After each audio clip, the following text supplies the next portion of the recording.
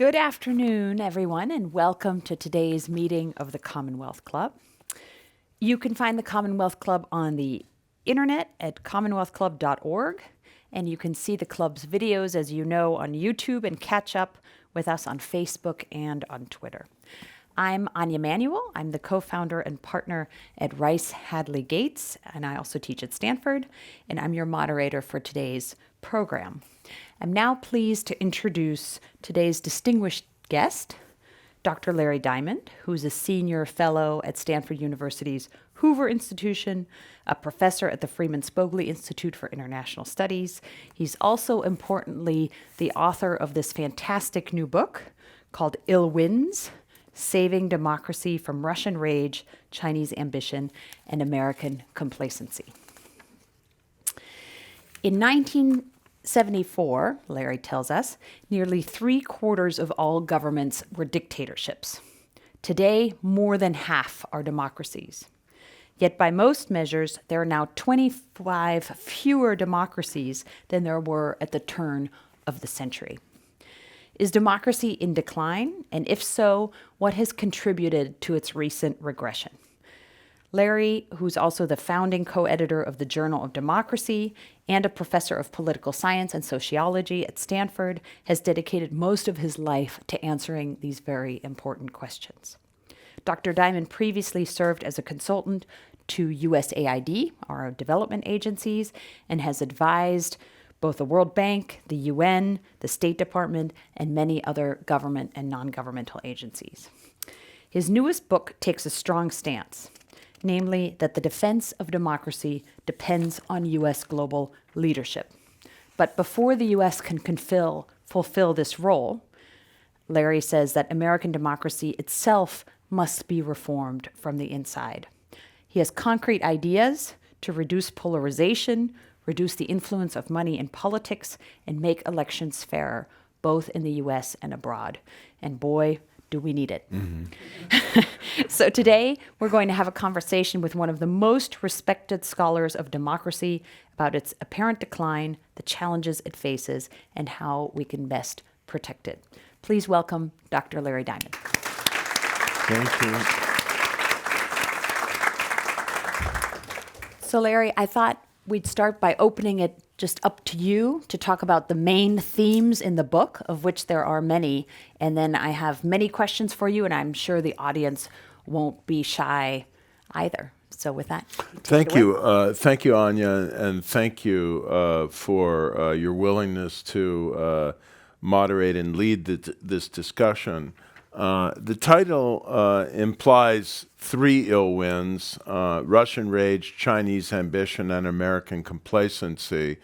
You know, literary personalities and publishers are very literary personalities, like to limit lists to three, but there's really a fourth that precedes and suffuses this, which is the general kind of rise of illiberal populism around the world.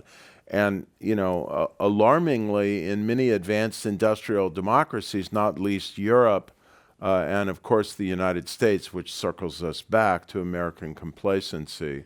So let me begin with that ill wind and with the general phenomenon of democracy eroding, democracy in recession, if not in decline. Decline implies a kind of teleological direction downward, and it is certainly not irreversible, but we've been in, I think, a period of stagnation and erosion of democracy and freedom in the world, probably for a decade now. And what worries me, Anya, and what I try and articulate in the book, is that this is gathering momentum. We're seeing more and more established democracies retreating and eroding, or at least moving in a more illiberal direction. First of all, we've lost a number of important democracies in the world. There was a time when Turkey was a serious, if not fully liberal democracy. And I think it crossed the threshold of descent into authoritarianism probably at least 5 years ago. But with the coup attempt in Turkey, then Prime Minister Erdogan felt well, why even bother anymore pretending? And he's become pretty much a nakedly and extremely repressive ruler. There are more journalists in jail in Turkey today than in any country in the world. And Turkey is our NATO ally, and indeed the biggest country other than the United States in NATO. You know very well from your experience how important Turkey is. But it's not the only NATO country that's no longer a democracy. We now have a member state of the European Union, namely Hungary under Viktor Orban, that is no longer an electoral democracy. Orban says, with his war on immigrants, his war on opposition, his war on the media, his war on the independent judiciary, his hyper-politicization of the civil service, Orban says, I'm just building another model of democracy, in illiberal democracy. But this has gone to the point in terms of the violation, distortion, and twisting of democratic norms and democratic institutional structures and permanent changes in the Constitution that this is no longer an illiberal democracy. It's now an illiberal non-democracy, and he has to be challenged in this regard. And if you look at what Orban has been saying and doing, what Erdogan has been saying and doing, what the Law and Justice Party in Poland now has been attempting to do, you see a pattern, which I call in the book the Autocrat's 12-step program, where you start by demonizing the media as the enemy of the people. Then you go to work on the courts and you try to politicize them and bend them to your will. You try to demonize the opposition as disloyal to the country and really the enemy of the people as well. And you put pressure on them and the businesses that are supporting them to bend to the will of the incipient autocrat. And you start working on institution after institution, the civil service, the intelligence agencies, and so on. And it's a constant campaign of politicization, demonization of the opposition, and subversion of checks and balances in one arena after another. And pretty soon, again, it's not illiberal, it's undemocratic. And if you look at the list of means by which these kinds of autocrats, going all the way back to Putin, much more rapidly pulling this off in Russia, Hugo Chavez in Venezuela, the individuals I've mentioned. Now we have Rodrigo Duterte in the Philippines, who's well along in this process of subverting and burying democracy in the Philippines. It's a very, very alarming trend. And people look at this list. I invite my readers to just ponder this, but many people have volunteered, of 12 autocratic steps to subvert checks and balances, the rule of law, the spirit of democracy, the norms and kind of soft guardrails of fidelity to democratic constitutional principles. And many people see a lot of familiarity in terms of what's happening in the United States. And let me jump in here with one question, because I saw everyone's eyes lighting up and saying, wow, this is the 12-step program we're seeing in the United States. The United States, however, has a over 200-year democratic tradition, unlike Turkey and certainly Hungary and Poland, some of the younger democracies where the institutions aren't as firm, the norms aren't as strong. Right. When do you reach the tipping point in a much more established democracy like the U.S.? Well, the problem is it's hard to know. And the dilemma for someone like me trying to call attention to these global trends and to the kind of incremental process of decay is that it's hard to know when you've approached the brink of descent into something very different, something much more seriously and tragically authoritarian until you're there. One of the things I would stress that I think is a very important lesson from these cases is a quote from Ernest Hemingway's book, The Sun Also Rises. When a character in the book is asked, how did you go bankrupt? And he says, 2 ways, gradually, then suddenly. And if you look at what happened in Hungary, what happened over a long period of time in Turkey, what's happened in Bangladesh, where I think the country is also now descended below the threshold of democracy, and I think what's happening now before our eyes in the Philippines and maybe in Poland, if the Law and Justice Party has its way, there is this phenomenon of a gradual, incremental slide, a deterioration in norms, an erosion of institutional safeguards. And people say, well, it's not that bad. We still live in a democracy. We don't like this system of government. There is an air of, this is why I use the word complacency.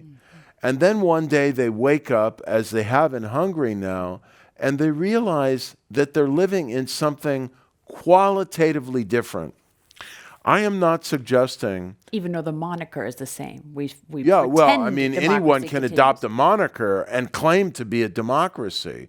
I mean, you have, what is the name of the North Korean regime?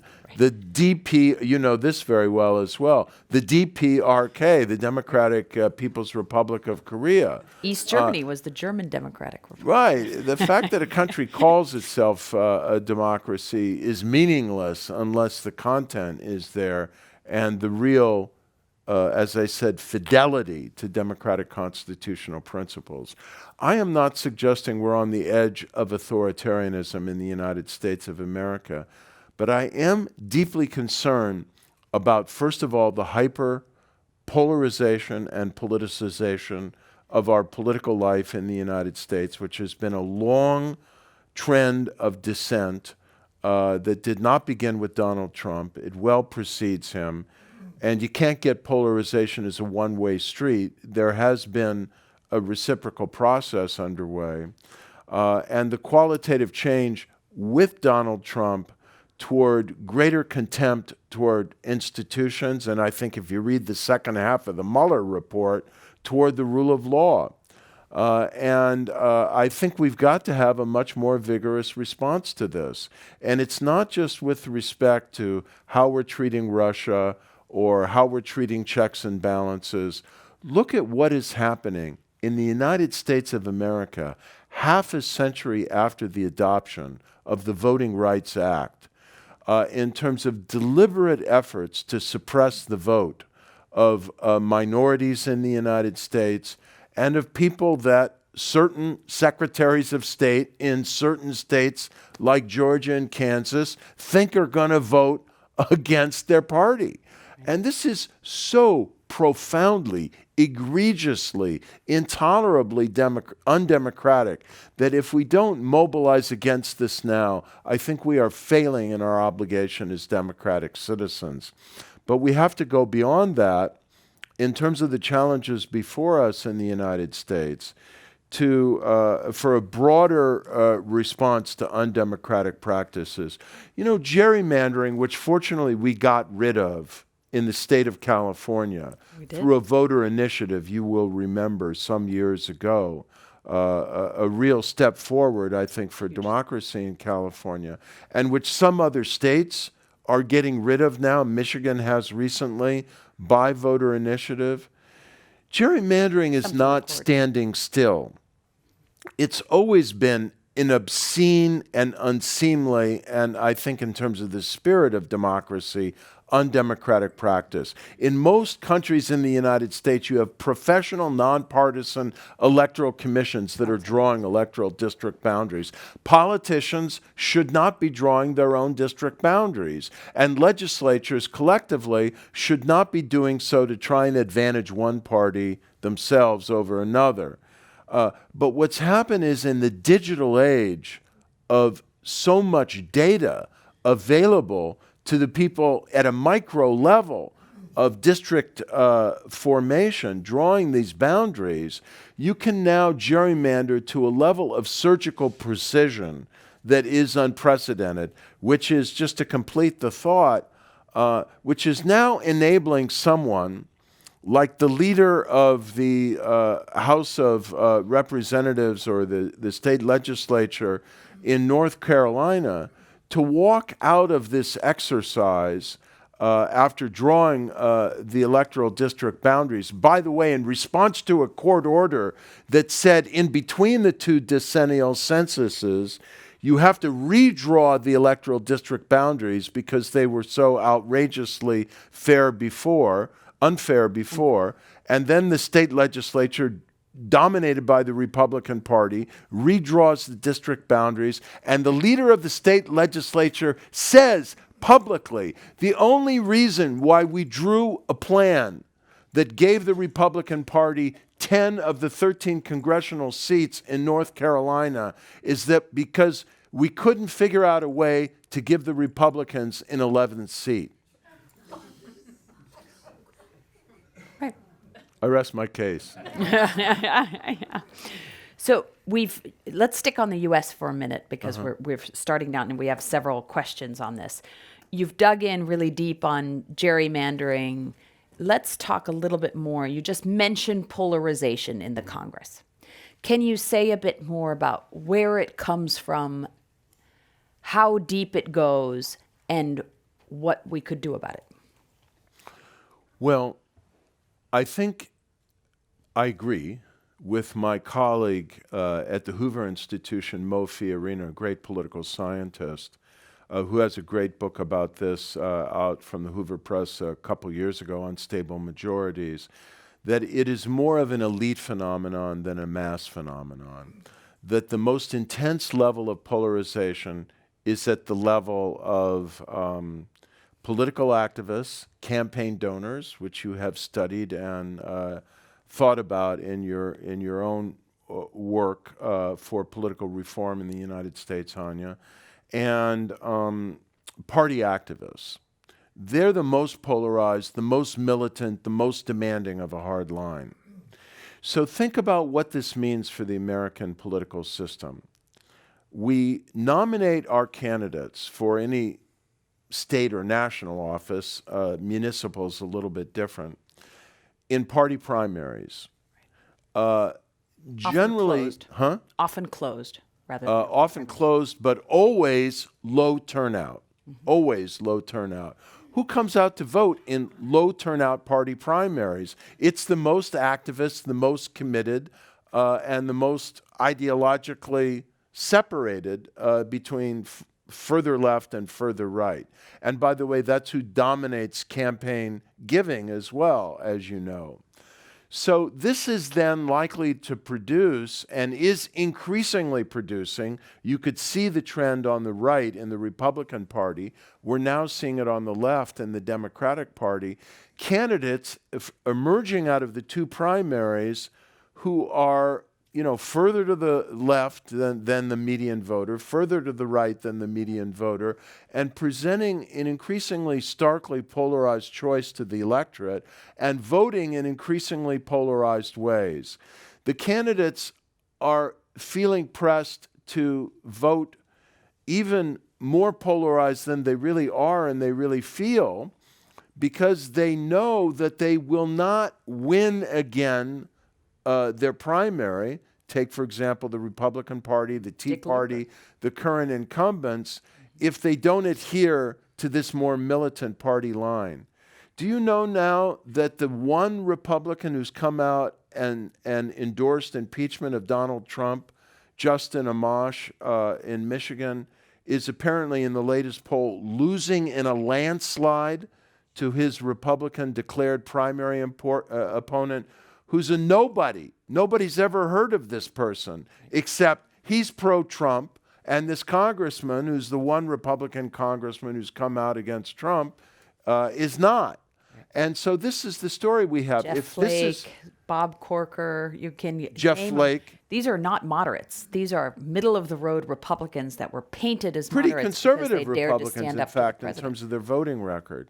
So if this is the reality we have, then we see our Congress being pulled apart to the left and the right further than they even have as their inclinations, and really warned against compromising, because compromising or reaching across the party line or violating any kind of party orthodoxy or loyalty could be the kiss of death, not for general reelection, but for renomination. This is why I think we would be better off moving to ranked choice voting. So Can you that explain people for the audience could, what that which is? many people in San Francisco are familiar with because it's the way you elect your mayor. But with ranked choice voting, you don't vote for a single candidate. You may have a list of candidates. There may be an independent in the mix, maybe a Green Party candidate, maybe a libertarian, who knows. The point is, if you want to vote for someone other than the choice the Democratic Party is giving or the choice the Republican Party is giving, you can do so and not waste your vote. If your first choice doesn't make it and no one wins a majority of first place votes, there's an instant runoff and your vote is transferred to your second choice. And if there's still no majority winner, your vote is transferred to your third choice. And the result of that is that we are likely to get some moderates coming in and offering a different alternative. And incumbents who want to compromise have another path to victory. If we could have ranked choice voting, and if we could get rid of the sore loser rule, which in 45 states prevents anyone from being on the ballot in the general election if they've lost a party primary, then these incumbents could say, well, I am going to vote for compromise. I am going to take a risk to turn against my party on one issue or another. And if I lose my primary, very good. You know what? I'll meet you again in the general election. I'll run as an independent from the center. I'll test the proposition that the people, as a general electorate, are not hopelessly polarized and still have some desire for compromise and reason and an ability or an inclination to reach across the aisle to do something good for the United States of America. Right. And I have met, actually by now, a number of these members of Congress. They're actually good people, many of them anyway, who want to do the right thing for the country. And they are trapped in a very bad system. A bad system of incentives in terms of elections, and as you well know, a bad system in terms of campaign finance. Mm-hmm. If we change the system, their behavior will be more nationally minded and less brutally, partisanly polarized. I agree with you 100%. Let me add 2 quick data points to all the things you've already said. Recent study out of Princeton that says, in a real democracy, you would expect that if 100% of people want a policy to happen, it'll happen, and 0, it won't happen. For the average American, it's just about flip a coin. About 90% people are for stricter gun control laws. Doesn't really happen. Flip a coin. But if you're in the top 0.1% of wealth in the United States, so the political donor class, that rule holds.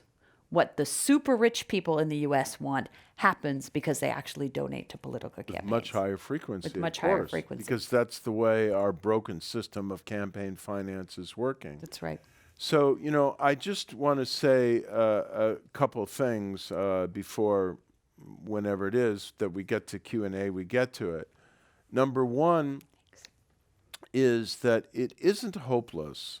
We are actually seeing a lot of political reforms being adopted in the United States. As you know, by voter initiative, it had to happen twice because the politicians erased it and eviscerated it the first time. But by 2 voter referendums, with the second one finally prevailing, the people of Maine have adopted ranked choice voting for the whole state of Maine. And it actually made the difference in electing a member of Congress in the last election. And many reforms are now starting to happen, including eliminating gerrymandering, as we've done in the state of California, as Michigan just did, creating motor voter laws and automatic voter registration in many states, giving felons the right to vote by voter initiative in the state of Florida in the last election. So people are organizing. They're circulating petitions. They're using the voter initiative. They're pressing their legislatures for reform.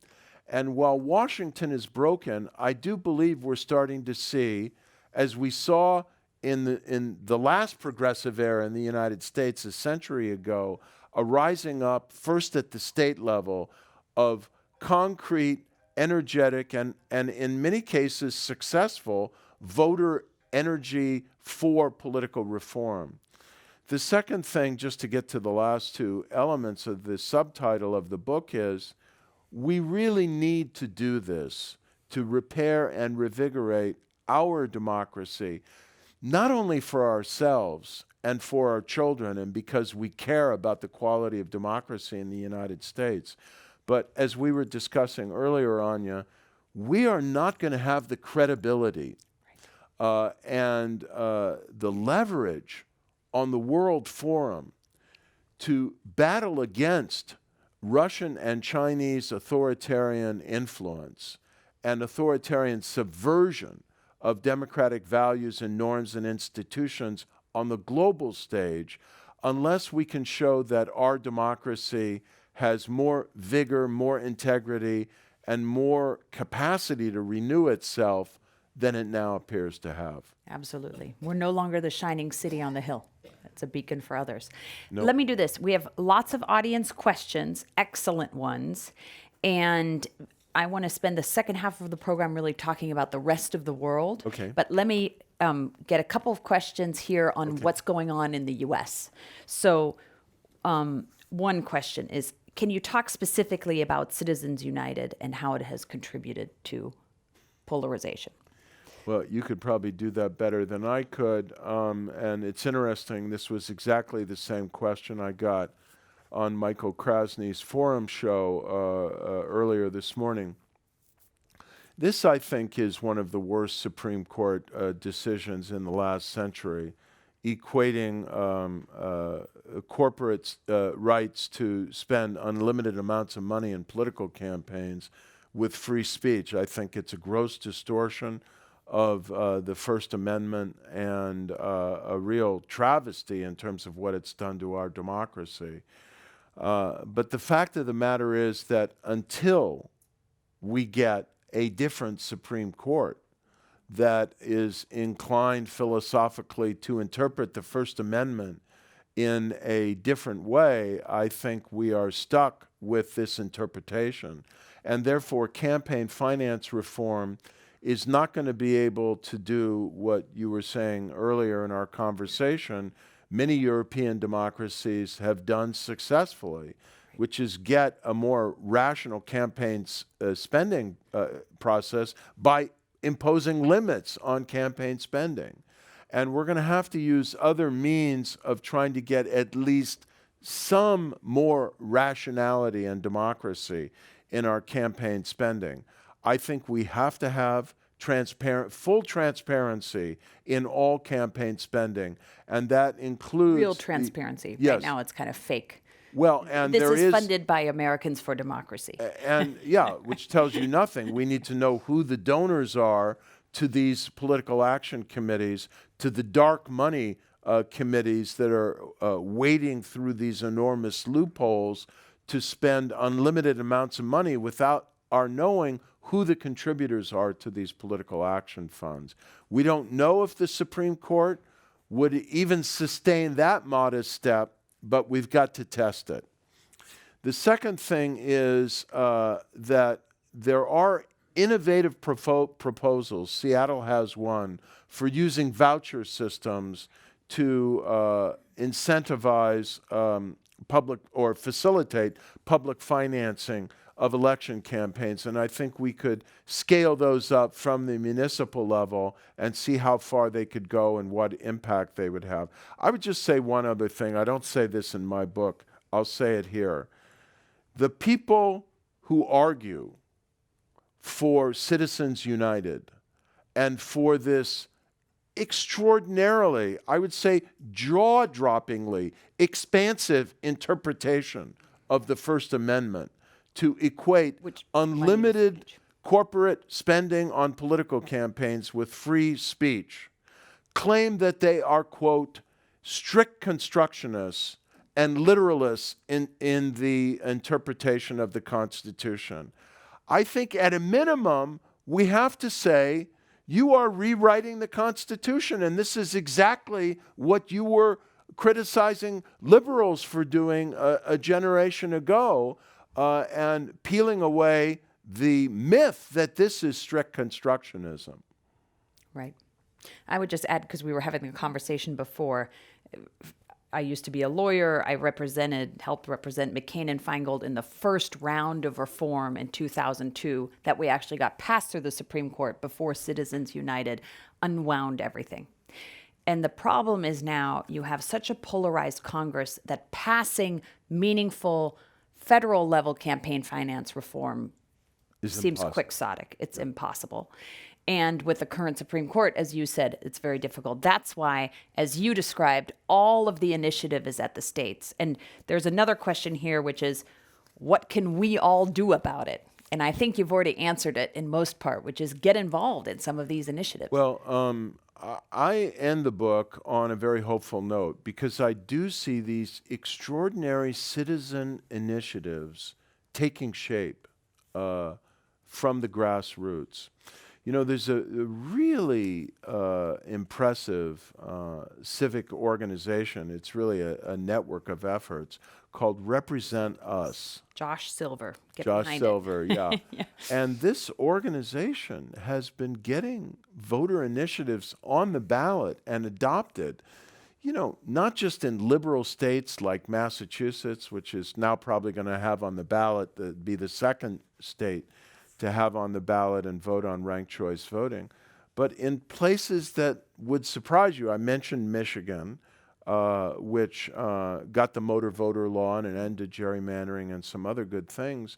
But in, I forget whether it was North or South Dakota, they passed a very comprehensive democratic reform bill that really tightened up and imposed transparency requirements on lobbying, and other very good things for democratic reform. Now then, the state legislature gutted the provision, but at least they showed what the voters can do. And you've had several examples where voters passed sensible reform.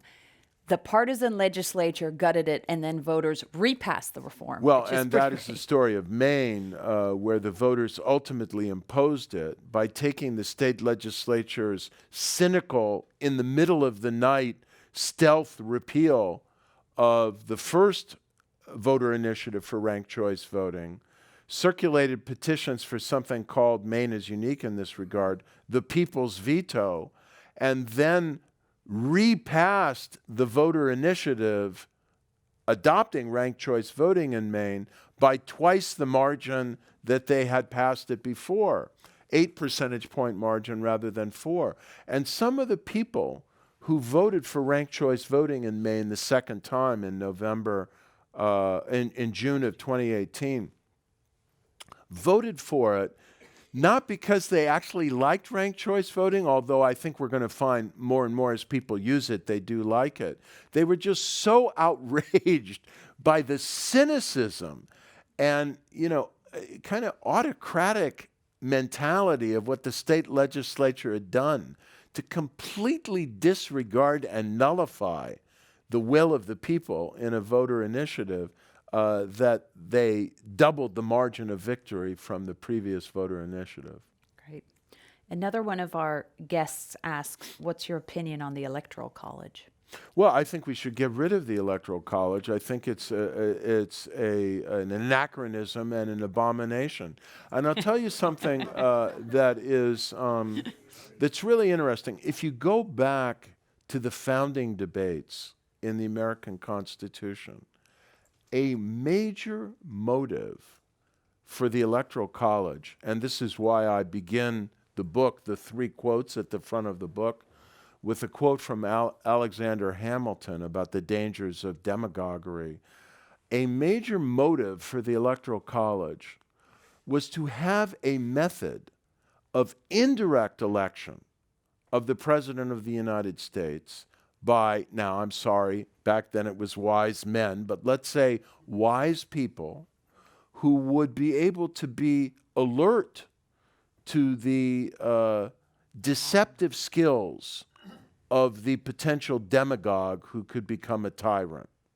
And so the idea was that the Electoral College would be a body of people of prudence and experience and good judgment who would use that judgment to ensure that we did not get a demagogue and potential tyrant who would eviscerate checks and balances if he were to be elected president. And I'd say, well, that worked out really well. But as a practical matter, Anya, I think you'd agree with me on Well, this. it worked that way for a while, but that's not where we are now. We're not going to get a constitutional amendment to change the Constitution to eliminate the Electoral College.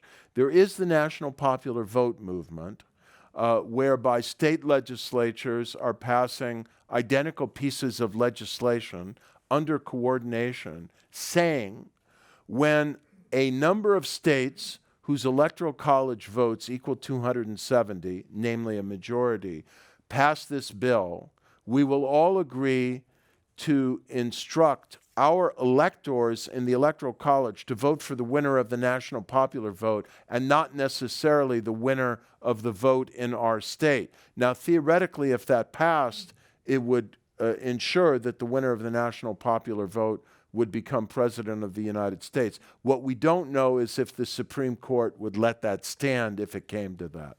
Right.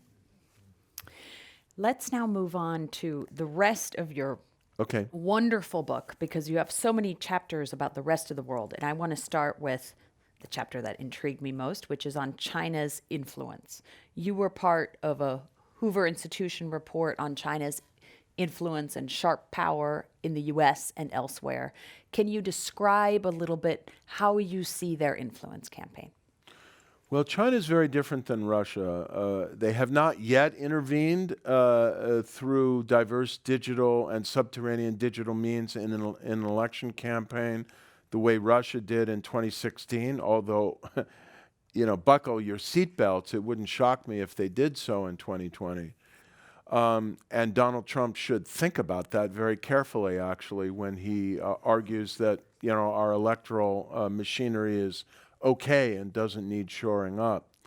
But in any case, China has been intervening in Australia, in New Zealand, in Canada, in Europe, in the United States, and in many other democracies and more open societies to penetrate universities, to penetrate think tanks, to penetrate the diaspora Chinese language media, and to get their narrative out and to try and intimidate and suppress the representation of diverse points of view.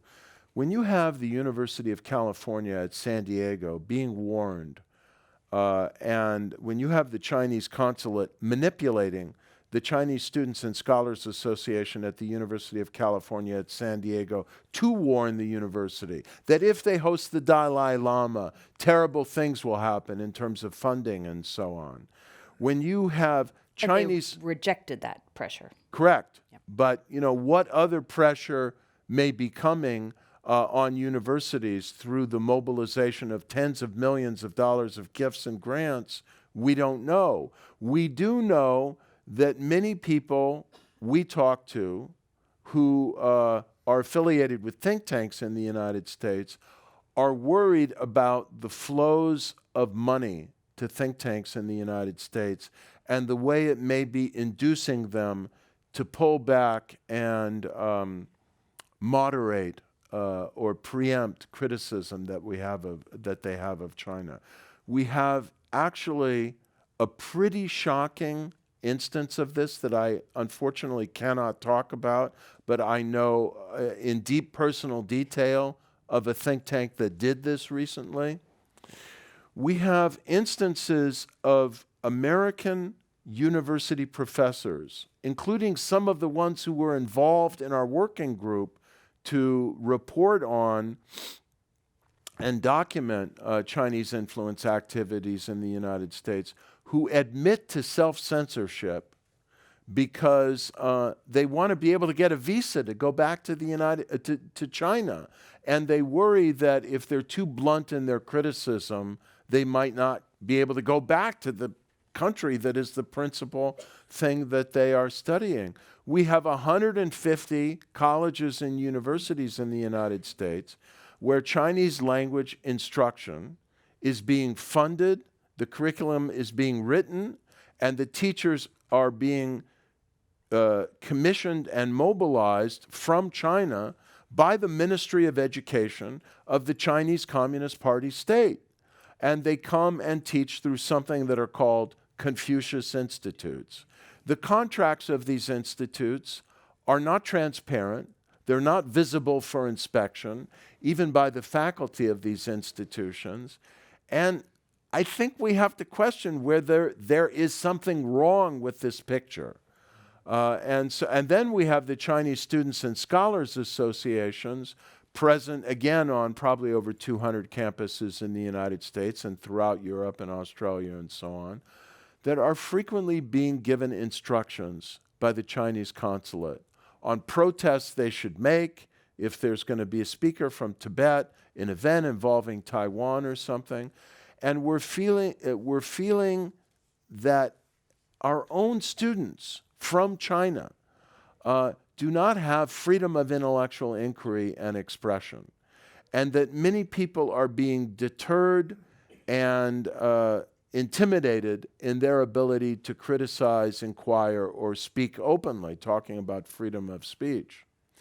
And finally, if you look at the Chinese language media, newspapers, radio stations, and so on, in the United States, in Australia, and so on, you'll see that there's been a dramatic change in the editorial line of these media enterprises, and that most of them now are parroting the Beijing party line.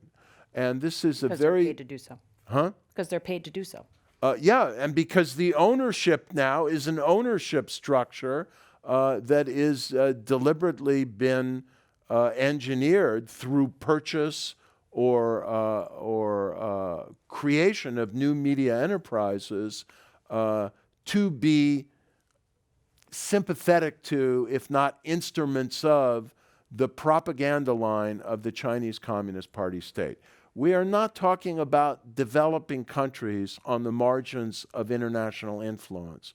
We're talking about Chinese language media in the United States of America, in Australia, in Canada, and Europe. Exactly. Well, I happen to agree with you wholeheartedly because I've personally experienced these. You know, if you give this paper, you won't get the visa.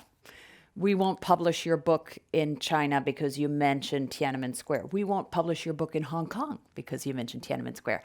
Let me just play devil's advocate, though, because you and I are in heated agreements with this.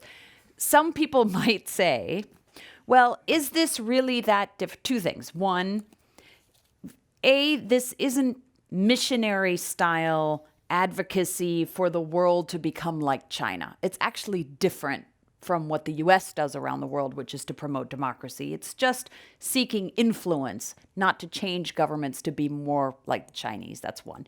And two, the argument made against this is, well, isn't this just like the Alliance Française, the Goethe Institute? Don't all countries do this? And or the don't American we do Cultural this? Centers. That's right. So how is it different? So it's different in two respects. Let me come to the second, and then I'll back up to the first. The Alliance Française, the American Cultural Centers, the Voice of America, the exchange Eisenhower fellowships that we fund for people to come and visit the United States. These are projections of soft power. The purpose of soft power is to attract and persuade through means that are open and persuasive. They're not coercive. The best way to understand what China is doing there's some of that in the Chinese approach, but only some. The predominant means I have outlined and other things that we talk about in our report stand apart from soft power and represent the newer phenomenon that you referred to with the words sharp power in the following respects that were noted by the former Australian Prime Minister when he was Prime Minister, Malcolm Turnbull, during his prime ministership, which was a seminal period in Australian history in waking up the country to the danger they faced. They are covert, coercive, and corrupting. They are not transparent. The Chinese consulate in San Francisco or Los Angeles or wherever it may be is not saying, we have contacted our Chinese overseas students and asked them to pressure the university not to invite the Dalai Lama or not to hold a video conference with President Ma Ying-jeou when we did so on the Stanford campus with respect to Taiwan. It's covert. A lot of this is subterranean. Secondly, it's corrupting. Money is changing hands. And politicians, particularly in developing countries, are just being bought off. Journalists are being flown to China and given money and lavish treatment in a way that isn't persuasion. It's something more sinister. There is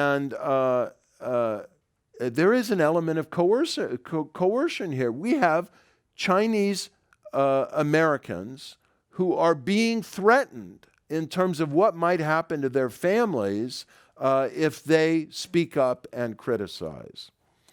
To come to the first point, I think this has changed under Xi Jinping. China had no interest in trying to present a different model for most of the period from Deng Xiaoping's area through the presidency and party leadership of Hu Jintao. With the rise of Xi Jinping and China's kind of entering the world stage now as a more self-confident superpower, I think China does now want to, and if you read the speeches of Xi Jinping, you see this, increasingly present the China model of what they call strong leadership, let's face it, authoritarianism. And if you look at what's going on in Xinjiang province and the use of this technology of digital surveillance, in some ways neo-totalitarianism, combined with what they claim is capitalism, but what you know is a very, very distorted and state-directed form of capitalism. And in any case, they claim this model of strong state-directed leadership and private enterprise, in thick quotation marks, is superior to the decadent, purposeless, drifting, ineffectual systems of democracy in the US and Europe. And so they are challenging democratic systems and norms now on the world stage and in international forums, including the United Nations, in a way that they weren't doing 6, 8, 10 years ago before Xi Jinping came to power. Mm-hmm. Good. Now that we're all depressed, let me go to a more optimistic point, and 2 audience members have asked about this. You, at the end of your book, talk about some hopeful stories. You talk about Malaysia, but let's talk about what's happening in Hong Kong just this week, because that's a perfect example of people pushing back against everything you just described. Well, Malaysia, I think, is a very hopeful trend because they rose up and used the process of competitive elections, even in a non-democracy, to achieve democracy. And of course, we've had other electoral revolutions around the world that have brought democracy in Ukraine and Georgia and so on, the color revolutions. And this is precisely what Vladimir Putin fears and why he's so paranoid about having any serious opposition. I'm much more worried about Hong Kong. To say I am inspired by this latest round of 20% of the population of Hong Kong, over 1 million people pouring into the streets to oppose this extradition treaty that's being demanded by Beijing, doesn't begin to capture the depth of my admiration and awe for the people of Hong Kong seeking to stand up for their civil liberties in the face of the tightening noose around their necks from Beijing. Because it is now so difficult. It used to not be difficult to stand up for democracy in Hong Kong, and now people are being extradited. People are being punished. Well, when I talk to friends in Hong Kong, they no longer they censor themselves. Yeah. Yeah. Yeah, and so the cloud of media control in what had been one of the freest medias of the world, and again, Chinese Communist Party penetration of the media, purchase of the media and bending it to the party line, and legal action against protesters, including the very brave leaders of the previous round of protests in the Umbrella Movement. All of this is just incredibly worrisome. But nothing represents a more existential threat to the future of freedom in Hong Kong than this proposed extradition bill that the Beijing leaders are now demanding, that the Hong Kong chief executive, Carrie Lam, is kind of loyally putting forward on behalf of the Beijing leaders, and that looks set to pass through Hong Kong's legislature, the Legislative Council.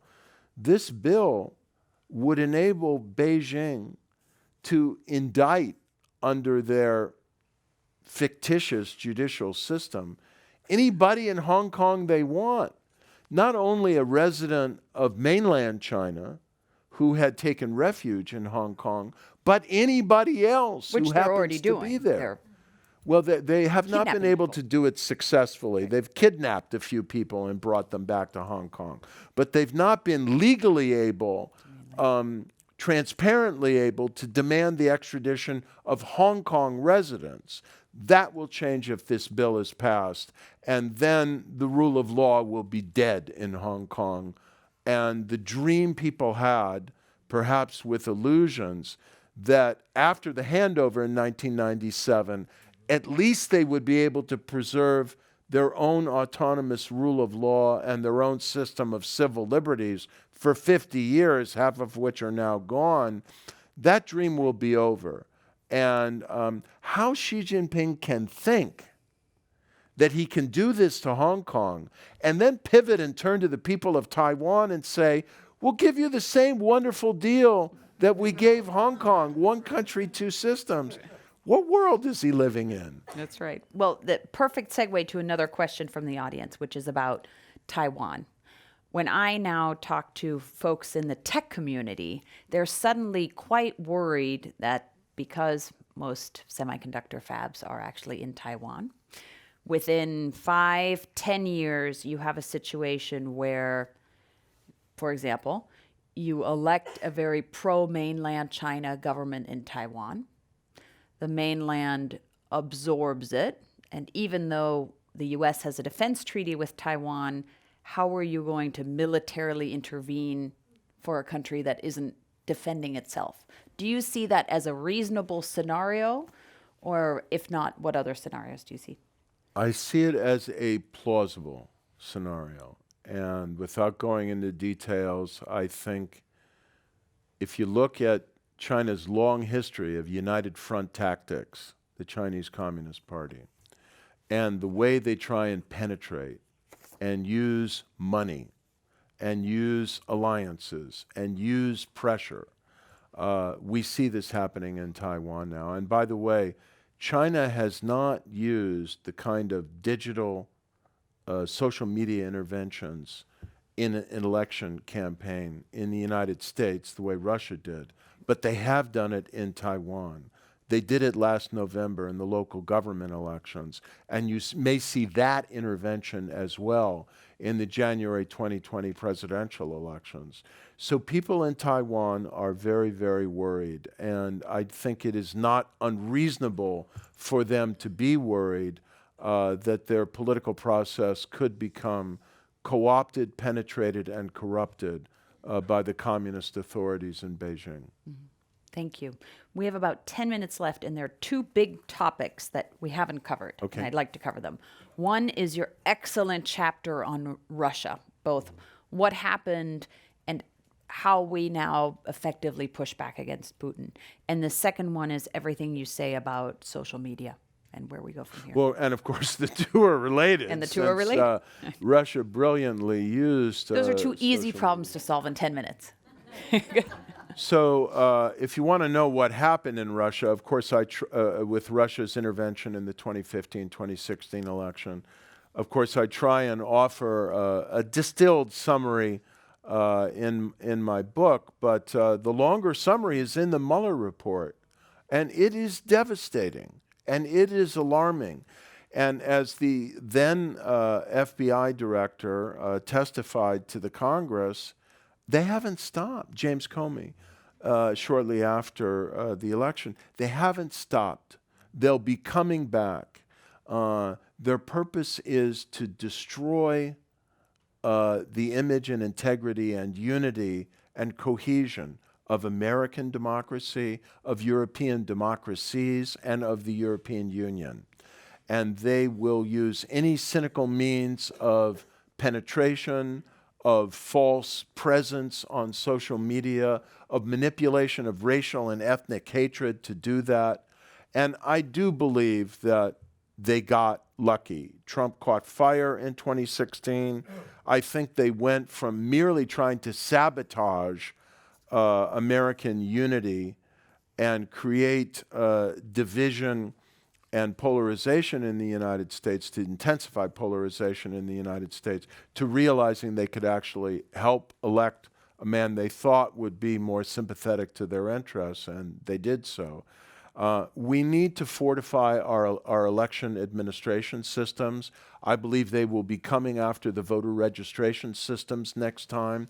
They penetrated, we know, from the FBI, the voter registration systems in 20 states digitally in 2016. Next time, they may try and knock millions of people off the rolls in the weeks before the election. We can't tolerate this. We have to harden our systems of election administration. We need much more vigor and transparency, now bridging to social media, of our social media companies in terms of who's buying ads. There is a bill in the Congress called the Honest Ads Act that would require the social media companies to reveal who is purchasing ads in great detail, that it might have any political character at all, certainly during an election campaign, but really I think it has to be in advance of them.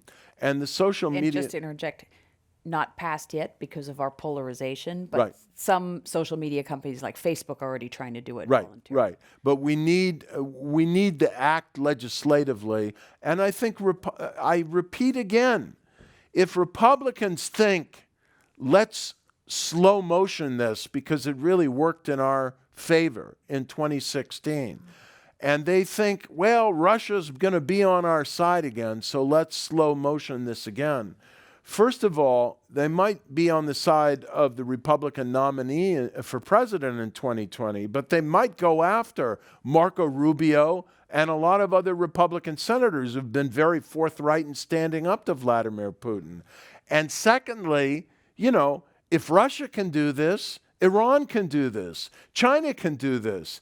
And if you're the Republican Party, my advice to you is don't be so sure that other foreign social media penetration is going to be to your advantage. And at some point, we've just got to decide politics stops at a certain point, and we're all Americans, and we've got to defend the American national interest in this regard.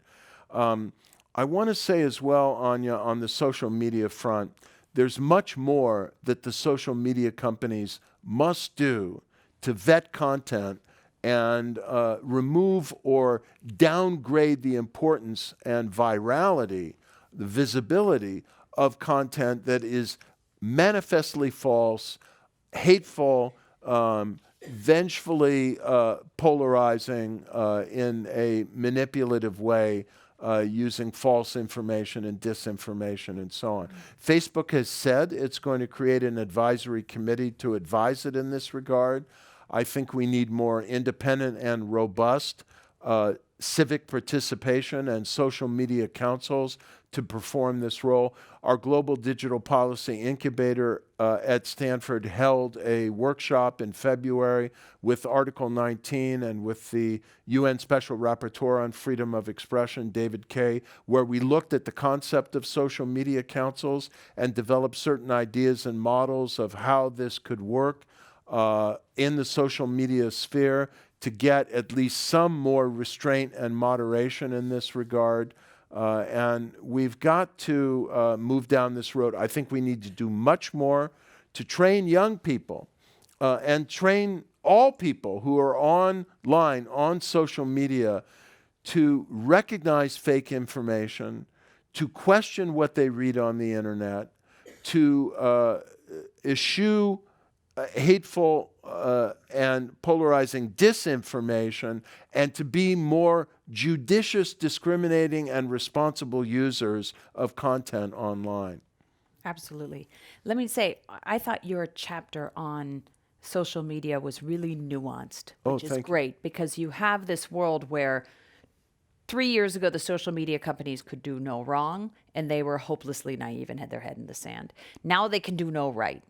And actually, they're moving slowly and sometimes having to be pulled and dragged, but they're moving in the right direction in an era where there's a complete absence of regulatory control, because our regulatory system is hopelessly polarized and divided and just hasn't caught up with what's going on. You talked about some of the things they're already doing, which is Facebook went from having basically very little content control to now having 30,000 people who do this full time. Twitter, nowhere near that much, right? And so right now you have this imbalance of what companies are doing. Arguably, even with Facebook, still not enough, but we haven't had a conversation as a society about what's right, how much content are you controlling, and where is the limit of the First Amendment here, and how broad do you go, and what do you recommend? How do the people here engage in this debate? Well, the easiest and, most ready reflex is to write your member of Congress and demand legislative action, including on the Honest Ads Act.